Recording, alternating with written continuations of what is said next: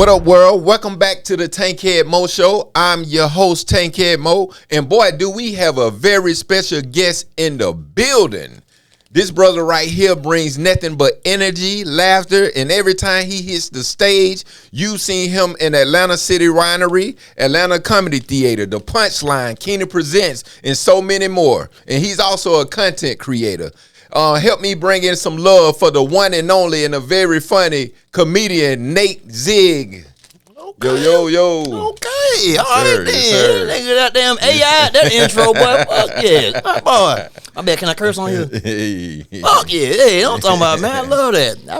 Man. I thought we were gonna do some regular shit. He had a super intro for me. All right, I was gonna help you out. We're gonna be like, shit. Welcome to give you a new intro. Nah, Bald man. Nigga and Puff Show. Let's get it going, man. How y'all doing today, man? I am Bald Nigga. That's Puff. Yeah, man. Nah, man. Had to bring you in right. I've been around you, so I appreciate that, man. Let the people know, man, like, how did you get started in comedy, Whew. All right, well, shit. I was 20 years old, full of semen, and I was ready to fuck some up. So I actually went to Atlanta Metropolitan College, my first college after high school. We all make mistakes. Right. And so what I did was I was meeting people around campus. My parents had this little shop in the mall, and so I would meet people and network. And then folks always say, "Hey man, you funny dog, Right. Why don't you get on stage?" I'm like, "Nah, my sister strip. I don't need to get on stage. We just gonna keep it. You know what I'm saying? That one side of the family, they got it. I ain't got to do all that." Right. And so I had seen like a promotion. Mm-hmm. Matter of fact, I think my dad was riding in the van with my dad, and we passed by. This was Uptown Comedy Club back there before it is where it is now, and they said a sign that said open mic night. I was like, okay, cool. This right off the train line. I'm 8 o'clock tonight. Right downtown. I'm gonna go straight over there. And so I went, and I didn't have no material. Mm-hmm. I didn't have a single goddamn joke ready. I didn't have nothing. Right. And so I just went in there, and like the host was getting everybody information. He was like, all right, we gonna do this, and cool. And so I'm sitting there next to other comedians, like listening to them. They actually talking, actually exchanging jokes and laughing. And I hear like, okay, these I belong here. I like this. I'm making them smile, making them laugh. Right. And then the host said, all right, hey, y'all, we'll get this show started. Look, the first person coming up, very funny brother. He, dude, I don't see him all around town. You're one of your favorite comedians. You don't see him on internet doing all type of things. Y'all gonna love him, I swear. And so as I'm hearing this, I'm like, oh shit, like we got a celebrity in the building. Like, oh, it's gonna be good. Whoever going up first. Right. And he was like, all right, now put your hand together for young boy Nate. I was like, one, who the fuck is that? Two, right. Oh, that's me. So I walk, I go get on stage. The intro was so good that I was distracted. Right. I was like, man, that was nice. Y'all give it up for the host again. Yeah. Wow, I didn't even know he was talking about me. Yeah. Man, I did a solid 3 minutes of bombing. Mm-hmm. Like not a full solid. Now they had a rule that night for open mic night that you couldn't boo. Okay. Because if they could, they would have probably stolen the stage and Will Smith the shit out my ass. But the whole audience was quiet, and so the wait staff had this thing where they would whistle, like whenever your joke didn't land or something. Yeah. And so like I'm just up there talking about my day and shit. Them motherfuckers in the back, I was like, fuck is that bad? That's it anyway. And so I'm getting a little chuckle because of that, because I'm surprised. I'm just keep on talking. I said, yeah, I want to go to a strip club, but you know what I'm saying? I ain't got no money. Whistle again. And I was like, who the fuck is that bad? That whistle. People started chuckling. So I'm thinking I'm doing good. Shit was horrible, bro. I got off stage, and the host came back up there and said, hey, I've never done this in my 20 plus years of doing comedy. Mm. But I'm gonna tell y'all up front, I lied. I do not know that nigga at all. I have never seen him. I would try to give him a good intro. I do not know that nigga. And then I was like, it's fine. I'm gonna be back. And he was like, don't you ever do no shit like that in my place again. You will not come here and do that shit. So you created a whole album, man, and everybody usually got those stories where it was like they had a great first time, or they had a bad when they tried again and it got better and stuff. I didn't. I was repeatedly bad for like, you gonna have comedians in the audience like, this nigga still bad. Fuck you, nigga. I was bad, like bad until maybe 2-3 years in, honestly. Okay. And when I say bad, it was because I didn't know my voice. Right.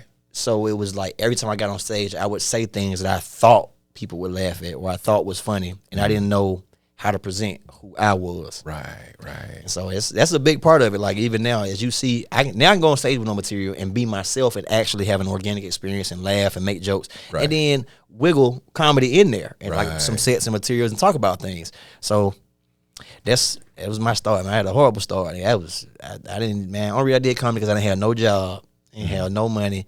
I loved the comedians I saw. I loved Richard Pryor. I loved Dave Chappelle. And it was really, honestly, in all trueness, it was Dave Chappelle that really made me think about doing comedy. Right. Not because of how funny he was, but because I didn't know Dave Chappelle as a comedian before Low Down Under the Shame. Low Down There? Was it that? He played a half-baked. Not half-baked. It was... And around the time of Nutty Professor. Nutty Professor. Yeah. Yeah. Skinny Dave Chappelle. Yeah, that was how I saw him. And then I saw the Chappelle show. So it was kind of like, oh, this dude was funny. But then when he left, when Africa came back swole as shit, first off. I don't know if he was wrestling the Tigers, what the hell he was doing out there. But he came back and I saw the way he presented comedy. And it wasn't just joke. It was, this is an intellectual person that has an honest take on things, and he has great stories, and you can learn something from it. Right. And that resonated with me. I was like, oh man, I ain't never really been like the big class clown type, but I am intelligent, and I've never known how to incorporate what I do on stage. And so that gave me an idea, like, dang, I could see myself doing it. Right. And so that's really what got me doing in comedy. That's a hell of a story to go behind, man. Like I remember one person that people don't even think about, Whoopi Goldberg. I used to watch Whoopi Goldberg coming up. She just be an amazing storyteller, and people don't even think about that. Or Whoopi Goldberg as a stand-up comedian. Oh, not really. Yeah, that's sister act right off bat. Right. So I get it, man. Like that was one of my highlight, Whoopi Goldberg, and there's some very hilarious women out here, and like, what's been your wildest experience so far? Like, when you say wildest, we gotta, some of my shit ain't past the statute of limitations yet, so I don't really know if I can say just my wildest, but it is. I'll say at least one time at this little small spot here in Atlanta. Matter of fact, EAV Village at damn, when it used to be a strip over there. Like they would do comedy. It was like 3-4 spots that all day comedy on Thursday night, right there in EA Village. And so I was at this little dive bar doing comedy, and this lady, like I said, Joe, I was doing all right. It was laughing when everybody had a good time. This lady out of nowhere just said, "I want to fuck." Now mind you, I didn't know she was talking to me. I didn't know who she was talking to. She was like, "I want to fuck," and you can hear races in the voice. Like you can hear the race of a person when they say something. So I knew she was white, right? I knew she was white. Like I ain't even look up. I just my head was down at the point. It's like, I want to fuck. I was like, somebody better fuck that white woman. Somebody better fuck that white woman. And so like then she was like, "You heard?" I looked at that motherfucker was white, and I was like, "Damn." And I was like, "Look, man, somebody got to do it. It's gonna be y'all or it's gonna be me. Somebody got to do this just for keeping pussy alive." Right. And so did that little joke said so. I leave. I get put the mic down. She comes and finds me while I'm talking to 2 other comedians, just talking and laughing. And said, "Hey, I'm that woman who want to fuck." And literally how she ended up, I said, "Oh." She came back with receipts. I said, "Y'all heard her, right?" Like she said she want to fuck. She's like, "No, I want to fuck you." Now I ain't never been scared of pussy in my life, but that day, it was something. It was something in the water. And I was just like, I don't know if I'm a Christian. Yeah. I prayed. I don't know if I should be doing this. You know what I'm saying? It's like, oh, you gonna be scared now after you said somebody gonna have to fuck me on stage? And I was there like, damn. Got to see it through, my boy. Yeah. Horrible experience. Lord, I used 3 condoms. Nigga. That was. God damn, 3? Yeah, man, I did. I'm sorry. God forgive me. I'm changed. I don't do that no more. If you offer pussy during the show, I'm gonna need to see some pictures or some shit before we get into this. I can't just be jumping on it no more. So, what's something in your real life that always find its way back into your comedy? Like, what is something in your real life that finds a way back into your comedy? Women. It's women, bro. I don't mean no disrespect to women. Y'all know how y'all are, but it's like my experiences with women in my real life always resurface at some point when I'm on stage. If I have an argument, and that's why I learned to protect my energy, especially like if I'm doing a series, like if I'm doing comedy every night, like I know I got a whole week run, like I'm finna do this whole week. I protect my energy and surround myself with people who have good energy. Sometimes it's not the best time to argue. And a woman can be right. Right. Could be 100% right. Right. It just ain't the best time for me to have that conversation about ownership and responsibilities, because I gotta be in a good place. So I'm gonna deflect. I'm gonna deflect like a motherfucker. It's gonna be your fault. I'm gonna hit you with that. Well, I was shit when we started, so it's your fault for dealing with me. Like, it's gonna get real bad because I gotta be in a good space to go out and laugh and talk and enjoy. And women don't really give a fuck about a man's energy. Facts. They're like, look, man, you a man and you should at all times be available to me and my emotional needs. Nigga, I got to go out here and turn down pussy tonight. I can't just be in here arguing with you and now I go outside. Pussy in the air. I'm in a good mood. You don't fucked it up. I don't want to come home. I gotta go somewhere and they fucking out here. So don't do that. My personal life with women always plays out when I'm on stage. When I'm in a healthy relationship at home,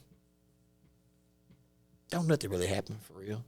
Not really. Like, you'll get opportunity and shit, but I just be like, no, I'm good. I'm ready to go home and I'll do a show, boom, boom, I'm out of there. But when I'm single, or when we arguing, or when I ain't got no fresh haircut in a minute, and then my shit trying to look uneven, bitches start to appear. They just come out of nowhere. They be like, ooh, that nigga rugged and dirty. And I be like, oh shit, baby, it's on and popping. They want to fuck out here. Right. Just women always come up, man. Yeah, that's one thing unique about stand-up, how you can take real life experiences and tell it in a unique, a funny way, but in your way. You know what I'm saying? So that's a very good thing, man. Like, what do people expect you to do? People always expect you to be funny off stage, since you know what I'm saying, since you're a comedian. They be like, well, you're a comedian, you're a tell me a joker. You gotta be. Do people expect you to be funny all the time, like even when you off stage? I don't even hang around regular people like that. I'm either around family, super close friends who know me, or comedians. Yeah. Or like I have a party at the house or something, and anybody come off the street and all that type of stuff. Right. So it's a mixed thing. So like if people see me in public, I'm either performing or I'm with family or with other comedians. So it's rare that people are getting the true experience of coming up to me and just being like, oh, hey, it's a regular day. You gonna be funny right now? I don't really get too much of that. I do get more people introducing me as a comedian, and that sets the tone for strangers to be like, oh, so you're funny. Mm-hmm. Tell me a joke. And I'd be like, well, I'm a comedian. I take time, I might write, I be prepared, and I don't just work for free. You don't just go up to a stripper or a prostitute and be like, hey, show me a little pussy. No, you got to pay for this, or you got to see them in their work environment. Right. So, the people who know me, they either think I'm not funny or they be like, I don't have to pretend to be funny. I'll be myself and just be funny and have a good time. Right. More so wild. Like it's going to be funny, but they expect me to give my own unique take on something. And that's usually funny to a number of people. Right. So it's like that. Like I ain't got to try to be funny. I'm going to just say some shit that I actually think is funny. Yeah, man. I see. That's what's up. Yeah, I saw you taking a few sips, man. Tell me something about it. Man. Yeah. This brand here, she gonna kill me. I don't remember the exact name. But this brand here is a good as fuck. Now it's called Alien Tequila. And so It's out of this world tequila. And she put me on to, it's a good friend of mine. She put me on to this.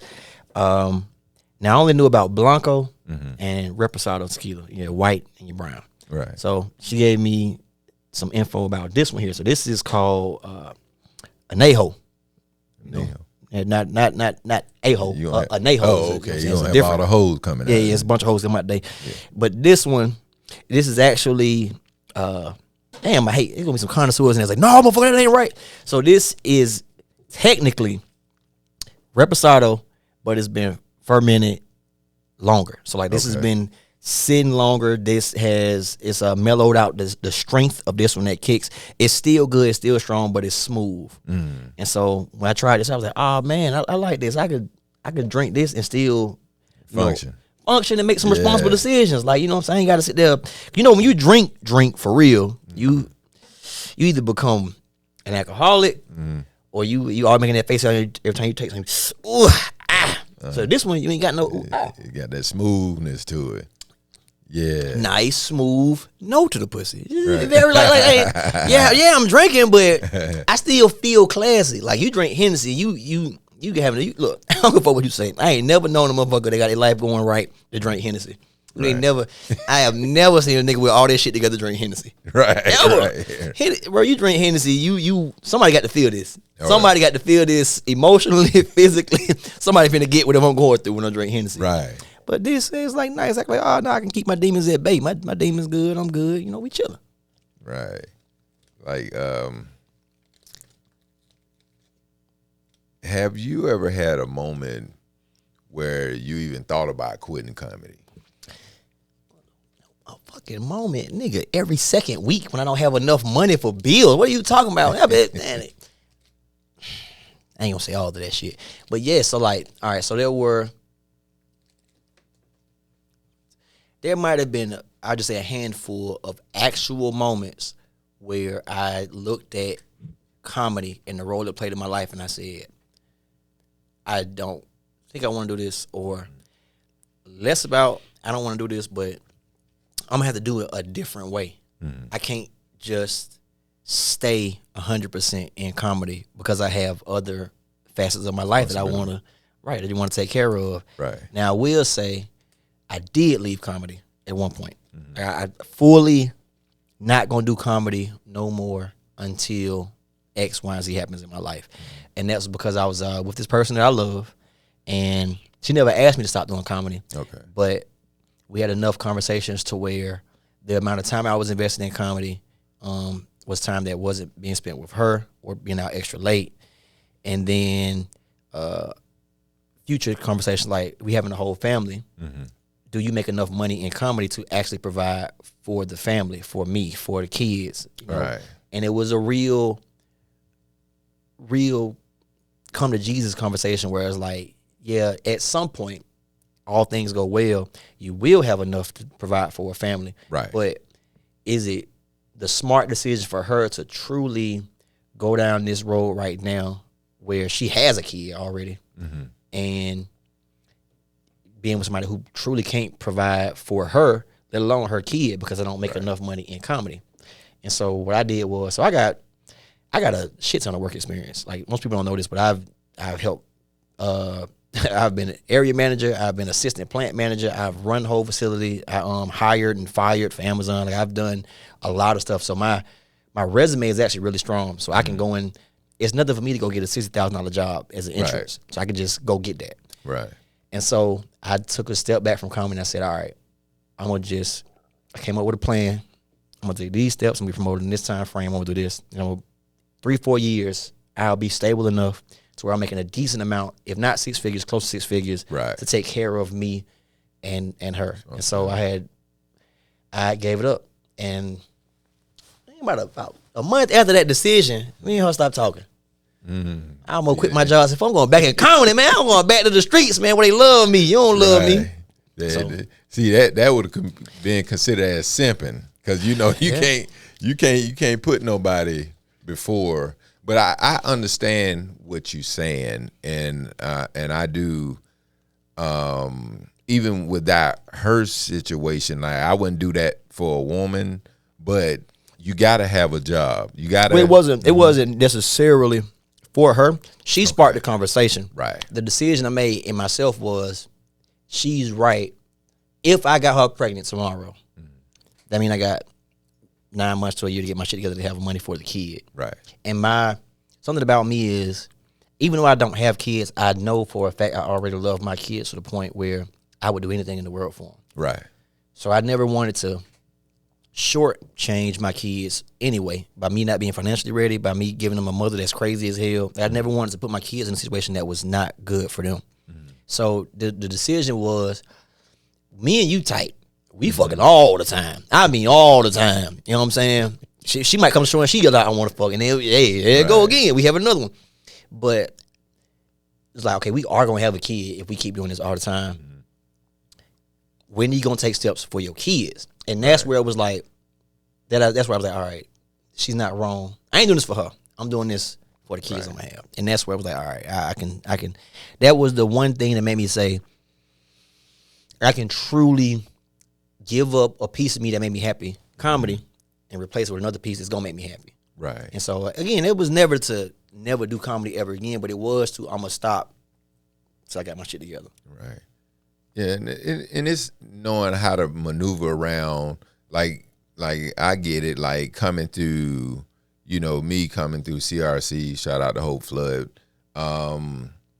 They taught you the business part of stand-up, and, like you can't really go 100% in starting off. Like some people can do that. That's when you don't have anything, no responsibilities, nothing like that. But when you got people depend on you, like myself, like you got to go out there and get that paper. Right. And you got 7 kids, don't you? I got 4, 2 grown and 2 young. But yeah, you gotta go get that paper. And if you want to live a certain type of way, go get that paper, and then you can still do comedy. Yep. Like if people want me to open up for them, I'm open up for them. But it's got to be like, it got to make sense. Right, because there's a lot of comedians broke. Yeah. Like broke. Yeah. Like, motherfucker, people don't know this. There are a lot of comedians who are making $20 stretch for a week. Right. Like they'll be in groups. The whole group broke. You'll know it. You'll see them. I ain't gonna point them out. I ain't gonna call y'all out. The whole group broke. Yeah. Y'all all get together to get a plate of fries at Uptown. Right. Whole group broke. But the thing is, they don't have to be that way. They following the advice of, not to say the advice, but the experiences of people who have done it and came out with different results. Yeah. So I would say even Kevin Hart has made that a whole thing of his, where he says he was 100% comedy, never worked another job when he went 100%, and that was that. And people ask him in interviews, so how did you make ends meet? Right. You know, so like, you mean I did comedy? And they'd be like, but what did you, like, what do extra? Why did you get your money and stuff? He's like, through comedy. I was doing comedy, and people, and it was like, dog, like, I don't know if it's Atlanta versus LA versus Chicago versus wherever it is, but everybody can't do that. Right. And a lot of times it's not even about just how funny you are. It's a combination of how funny, your connections, your opportunities, the right time, the right place. And you can be on the grind every day for 2 months and not get no money, not no real money, but you can do it and make opportunities, but it doesn't guarantee that money flow. Right. And any successful comedian, which I've heard what they say is, there's not really a point where you just make it and it's done. You have to consistently be working. Correct. And you got to consistently be doing this. It ain't no grind for 2 months and then I'm gonna go back doing it once a week. Right. No, you got to stay on your grind. Right. And well, people got to realize when Kevin Hart was doing it, you got to look at the time period. He didn't have to go up against social media. Comedy, people knew comedy was an art and it was needed as it's still needed now, but social media have messed up a lot of things because people get to see everything versus like if Kevin went to go do a show somewhere, they can't wait to see him again because it's almost like a out of sight, out of mind type thing. But now you got social media and it kind of messed up people's money. So I can see them making money back in those days, go do a show or go to this bar and do a show or whatever and getting paid for it versus now, and Atlanta just coming around for people to understand the art of comedy, because Atlanta wasn't very supportive. A lot of people come here to do comedy, and they say Atlanta is the spot to come down here and, to just learn the art and do it. Then they go back home. If you can be funny here, you can be funny anywhere, and that's the saying. So Atlanta just now coming around to me. Yeah, so but it's social media. So like are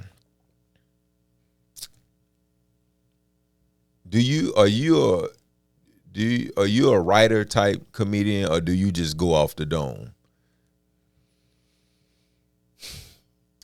In my humble experience, when I was really strong, I was much stronger with my pen years ago. And I say that because I would have vivid stories, vivid storytelling details, punchlines, drops, and like even studying people of different genres of comedy. Studying Jim Carrey, studying Seinfeld, studying Bill Burr, and looking at the delivery and the different mechanisms for how you can deliver jokes and be funny with it. I tried various forms of comedy, and I tried different things, and I found ones that spoke to me, and I found ones that I was like, that's funny, but it's not me. Mm-hmm.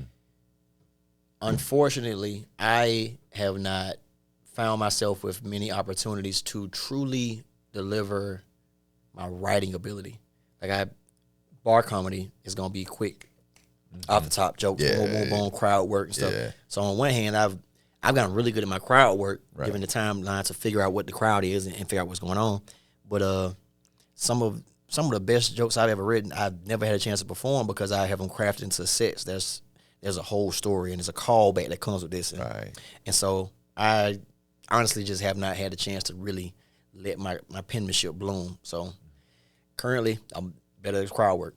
Right, and that's come with being in the workout rooms, because you mentioned like bar comedy where they had a TV going and then it's only you trying to get people attention while you doing comedy. It ain't the same, and that's the important about having a workout room here in Atlanta or something like that, because it's totally different, man. I took a trip out to LA during Netflix as a joke fest, and I got to meet a lot of comedians out there, and then like just talk to them and figure out like different dynamics with the just the scene. Right. And so one thing that stuck with me that I started to tell people is in Atlanta, let's say what's the day? Sunday. Today's Sunday. My bad. I forgot for a second. Let's say not Sunday. Let's use Monday, Tuesday. Okay. You write you a joke early in the morning. Before you go to work, whatever. We're going to write you a joke. Got it. You got a joke written up about 10, 11 o'clock. You see who got a show. Got whatever. At most, you might get on an early 1 to 4 show, depending on what place is doing something. It's going to be light. Usually dry comedy. More of your cleaner times. Right. People that's doing stuff between like lunch breaks and whatnot in a bar somewhere. You do that. And then you'll try to get on your 7, 8, 9 o'clock show, your regular evening show. Say, all right, try to get it off there. And if you can make it onto another show on the other side of the town, like after that 7 o'clock, you rush into another one here, and you might get a chance to perform that joke 3 times that day. And then you going to try that joke. Depending on what other material you've written, you're going to try to get that one and see how you can polish it up by the end of the week. You might get it off 6, 7 times. Good, like a good version of it to where it's the right crowd, right time, boom, boom. 6, 7 times throughout that week. Right. In LA, a lot of them start off with an early morning jog or burrito and stuff, from what a lot of the comedians are saying. So they might be up 7, 8 o'clock or coming off graveyard shift. 7, 8 o'clock, they wrote a joke. They got a coffee shop that's doing something. 4, 5 different coffee shops on a Monday, Tuesday. Right. 9, 10 o'clock a.m. They got a little coffee, early morning comedy. Right. You got a joke getting off from 9. Then you hit your little 12 o'clock, 1 o'clock time frame. They got a barista event going on somewhere. You hit it at 12 o'clock, 1 o'clock. Then you go to any of your regular open rooms. You hit it at 2 through 4 or 5, regular room. Then you got your first showing at one of your other venues, like the main comedy spots, your Hollywood improv, Right. your punchlines, all those things. That's 5, 6, 7 first show, second show, 8, 9, 10. Then you got your late night shows that are starting up at 11, 12, 1. So basically, in your one day, you've run this same joke. If you got the drive to do that same joke or same material, you run that same material 8, 9 times in that one day. By the end of that week, you've hit that joke 40 plus times. Right. You have a polished joke to the point where, this type of energy, this type of crowd, this type of delivery, and it formulates the craftsmanship of doing it, like the whole art. And by the time you present your material, you got a lot more feel with a lot more energy, and you understand it a lot better than someone who may have wrote the same joke or a similar joke on Monday. Right. By the end of the week, you've tried it out so much more.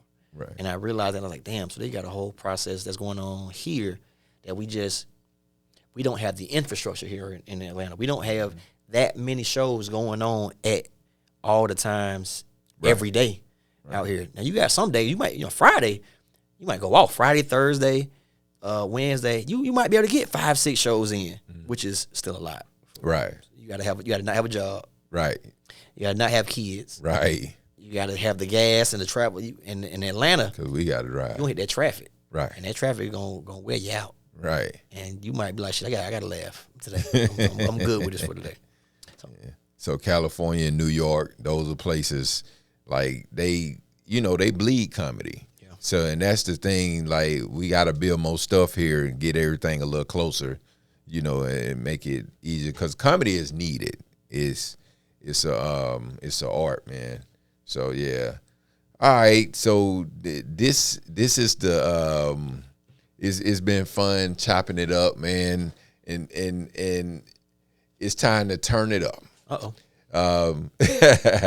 This is the part where I put the guests on the spot. Shit.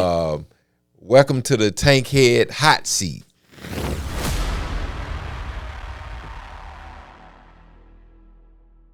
Are you ready? I don't know. I don't know what happened to Tank here. This might be some. This shit might go south. Okay, I'm listening. All right. What's the worst show you ever did, and did you get paid at least? Gas money at least.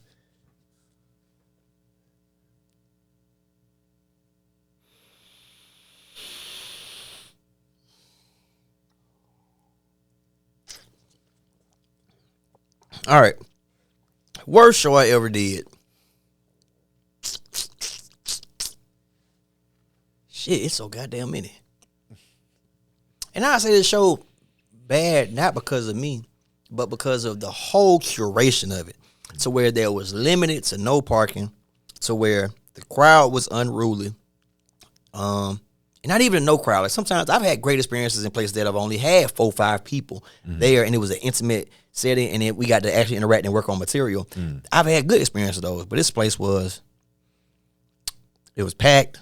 Matter of fact, I just used one-off experience. I ain't gonna say this ain't gonna be the worst, but just a bad experience I had. So I was hosting a show for a friend of mine who went out of town. It was their show, hosted it for him, and I was like, I'm gonna do the damn thing. So I was like, I'm gonna bring in a killer. I'm gonna hire an actual veteran comedian to come in. Boom, boom, boom, boom. Right. So I'm paying the veteran comedian $200-$300. Okay. To already set the show off.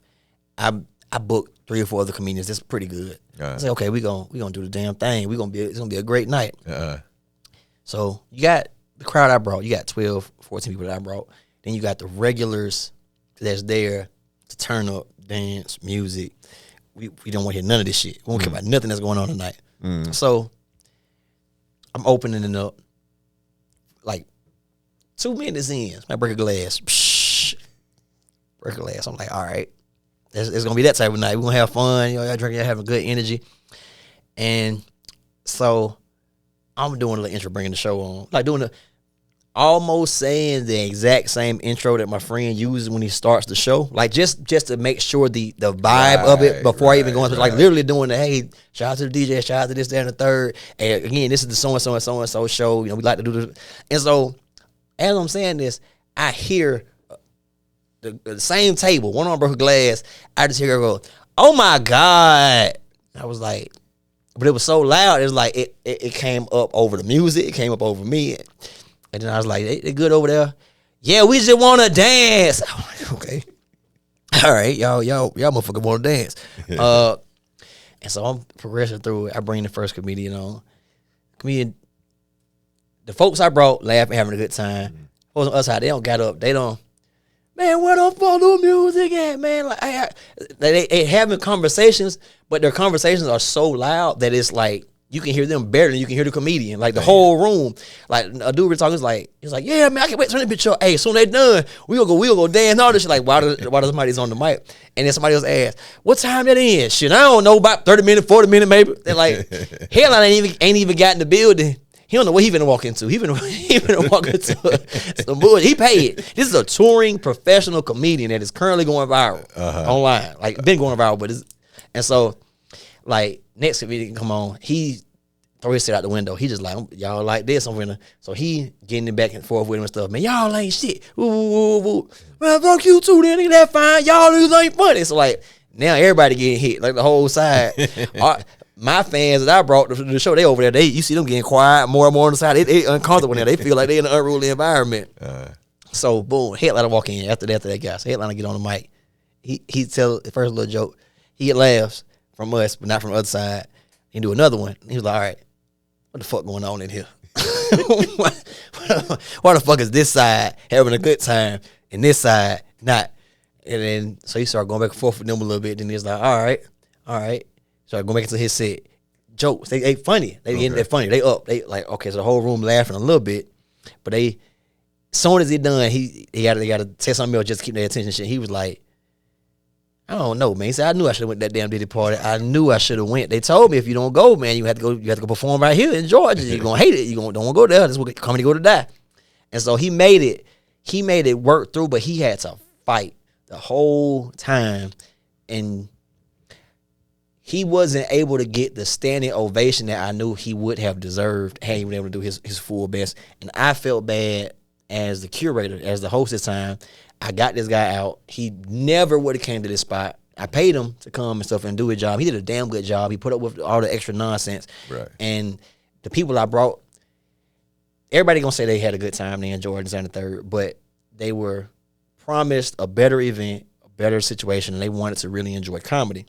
And so that was probably my worst experience because factors I couldn't really control, but it was the turn up. I wanted him to have a great experience, and it's a good trend for us working together for doing more and more comedy.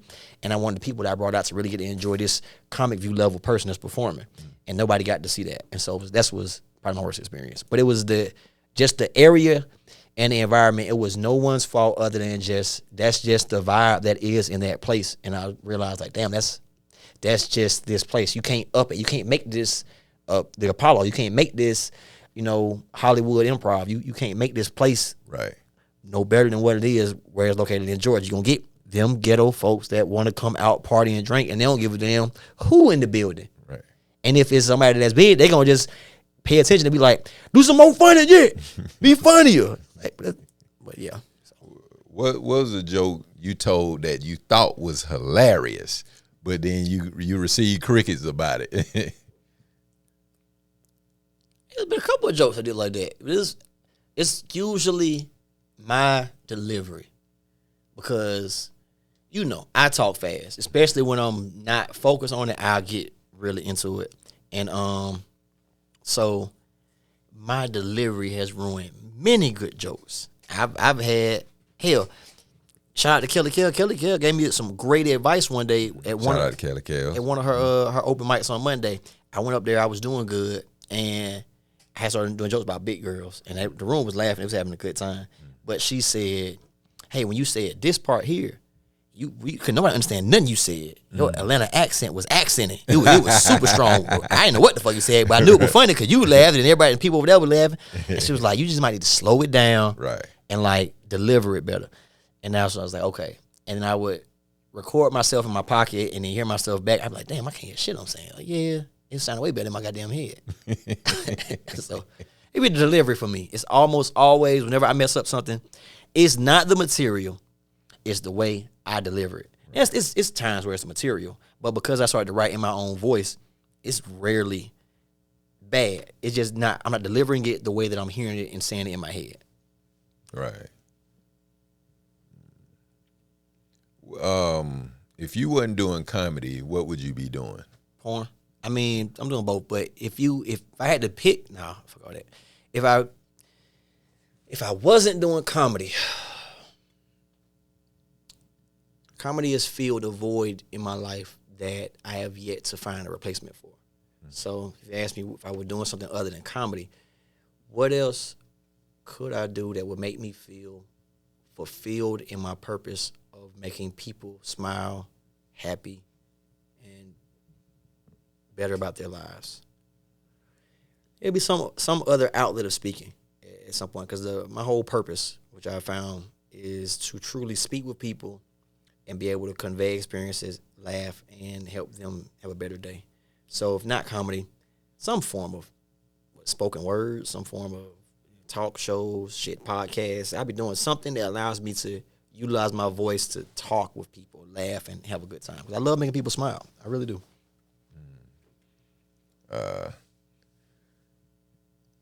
Did you see the Omar and Cameron beef? I need to do a much better job of being abreast with the current politics and shit that goes on, but I did see that one. And I only saw snippets of it, and I tapped out. I tapped out when I seen the video of him showing him the movie that he had paid him to do. And that's when I was like, God damn, like, man, I couldn't bear it, because I was like, damn, we actually destroying each other. We actually, like, as black people, as black men. And it was my take. It was like, damn, bro, you really, like, I was like, bro, this is beyond beef. And now this man, you really, I don't know what happened after that at all. Like, when I seen that video and he showed, like, look at him taking his shirt off right here, I was like, damn, bro, come on, this man put his heart into this. I'm like, damn, you tearing this man down. That's why I was like, I can't really watch no more. So what happened the rest of it? So I can see a different side of it, because Cameron, sent him to a fake movie role, paid him $7,500 for a movie that didn't exist. And Omar came back with a freestyle, which was hilarious. So basically, a freestyle after the movie? Yeah, a freestyle after it was hilarious. So, but one thing I can say about them brothers, they showed the entertainment world how beef is supposed to end. You know what I'm saying? Like, it's much respect to both of those legends, because nobody got hurt. The rapper didn't rap. The rapper did jokes, and the actor / comedian did the rap. You know what I'm saying? So, hey, and it was out of love, man. So that right there, it really showed the world what it's like, the beef, and you still have your life. Yeah. Except I thought about, like, man, if I was Omar Gooding and I wait like that, and I did an audition, and I actually with my energy, I'd have to kill him. I don't know. I'd be like, damn, I'd have literally shot him and said, I'm sorry, but I don't have no choice. That one made me realize people will go, not go too far. People will really, like, yeah, they get you fucked up. So I was like, damn, who am I beefing with that could trick me into doing something like that? And I had to think about it. I had to start reevaluating my relationships. I was like, man, I ain't beefing with nobody for real, fortunately. But the next time I get into some beef, man, I don't know. Mm-hmm. Hey, man, that's entertainment. But, yeah, man, you survived the Tankhead hot seat. Now, now before we get out of here, like, let the people know where you can be found, and social media, any shows you got coming up. Okay. Currently, I ain't doing shit. I ain't doing a goddamn thing. I ain't relaxing. This last 2 weeks have been back to back to back to back. My cousin just got married. I spoke at his wedding. Family had like 4 family events back to back around the place. So many lashes and edges in the pool. Now you got to clean the pool. I am taking this next week at least to like reevaluate, figure out what is the trajectory and where am I headed with this. And then supposedly I'm going out of the country for my birthday. I don't know. Yeah. I was just born there. People doing this shit for me, so I don't know, man. But the shows, I do got a couple shows coming up. I don't know the exact dates. Partner with some comedian friends of mine. I had a couple things in the works before I really get back into the comedy grind that I really want to work on, and y'all will see it, man. I'm getting my teeth fixed. I'm getting all man. I'm finna stop. I'm gonna be 20% less ugly. Now that's when y'all see that. I was like, oh, he like handsome Squidward. All right, now he back. Now he in the scene. That's what I got. But for now, man, chilling, peace, love. All the above. Hey, man, that's good stuff, man. That's the end of the Tankhead Moe Show. It's about the truth, the jokes, the Tankhead way. Peace. If you like this episode, please comment, like, share, and subscribe.